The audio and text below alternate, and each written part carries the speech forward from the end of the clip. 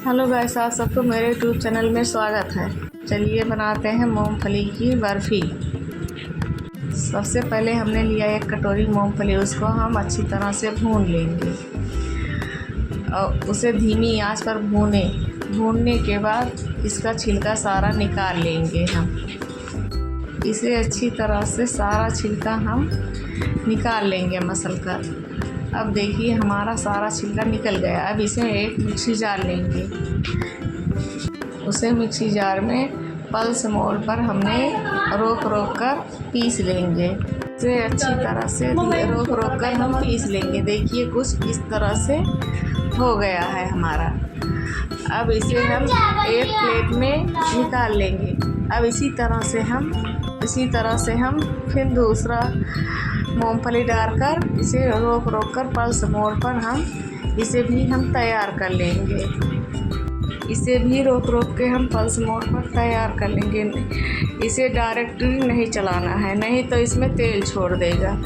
अब इसी तरह से हमने पीस लिया है। देखिए इसी तरह से हमने सारा मूंगफली को पीस कर एक थाली में निकाल लिया है। अब लेंगे थोड़ा सा काजू। अब इसको भी अच्छी तरह से हमने पीस कर निकाल लेंगे इसी तरह से। अब इसमें सब हम मिक्स कर लेंगे। और थोड़ा बादाम, इसको भी इसमें पीस कर हम निकाल लेंगे। चलिए काजू हमारा नहीं दिखाई दिए क्योंकि मेरा वीडियो बंद हो गया था। अब एक कढ़ाई लेंगे। कढ़ाई में डालेंगे एक कटोरी चीनी। अब इसमें डालेंगे हम एक कटोरी पानी। अब इसे हम अच्छी तरह से हम पकाएंगे। देखिए इस धीमी आंच पर इसे पकाएं। अब जो मूंगफली का पाउडर बना के हमने रखा था उसमें हम लेंगे मिल्क पाउडर, मिला लेंगे हम 2 बड़ा चम्मच मिल्क पाउडर मिला लेंगे।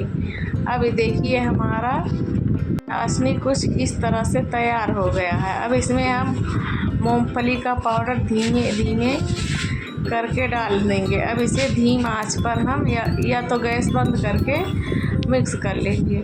अब इसे धीम मिक्स करने के बाद एकदम धीमी आंच पर फिर से पकाएं। अब देखिए कुछ मेरा बैटर इस तरह से गाढ़ा हो रहा है। इसे धीमी आंच पर खूब पकाएं। इसे नीचे लगने ना दे। इसे खूब अच्छी तरह से चलाते रहिए ताकि गुठली ना पड़े। अब इसे चलाने के बाद देखिए इस तरह का रंग हो गया है कुछ सफ़ेद से। अब इसे अच्छी तरह से चलाते रहिए। तब तक के लिए मेरी वीडियो को लाइक सब्सक्राइब ज़रूर करें और कमेंट भी करें। देखिए आप सब मेरी वीडियो को कमेंट ज़रूर करें और शेयर भी करें। मैं इतना मेहनत कर रही हूँ क्योंकि मेरा वीडियो एक भी शेयर नहीं हो रहा है। और लाइक भी ज़रूर करें, कमेंट में बताएं। और देखिए कुछ हमारा इस तरह से हो गया है। अब इसमें हम 1 चम्मच घी डालकर इसे भी अच्छी तरह से हम मिक्स कर लेंगे। इसी तरह से इसे भी हम घी को मिला लेंगे।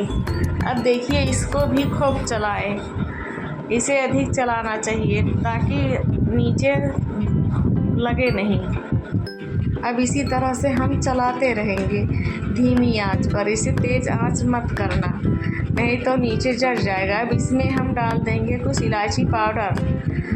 अब इसी तरह से इसको भी हम मिक्स कर लेंगे। अब इसको भी हम इसमें चला देंगे। अब देखिए कुछ हमारा इस तरह से मीठा हो गया है। अब लेंगे हम 2 बड़ी थाली, 2 से 3। अब इसमें हम लगा लेंगे नीचे घी। अब घी लगाने के बाद देखिए हमने इसी तरह से 2 से 3 थाली में घी लगा लिया है। अब इसमें हम घी लगाने के बाद जो बनाई थी मीठा, अब इसमें हम थोड़ा करके डाल देंगे। अब इसे हम इसी तरह से सारे थाली या प्लेट में इसी तरह से हमने थोड़ा करके डाल दिया है। अब इसे अच्छी तरह से हम फैला देंगे। इसी तरह से हमने तीनों थाली में थोड़ा थोड़ा करके निकाल लेंगे। अब इसे अच्छी तरह से फैलाकर इसको फ्रिज में हम 10 मिनट के लिए रेस्ट करने के लिए रख देंगे। 10 मिनट बाद हमारा कुछ इस तरह से हो गया है मीठा। अब देखिए हम इसे कट करके निकाल लेंगे या तो पेड़ा बना लेंगे।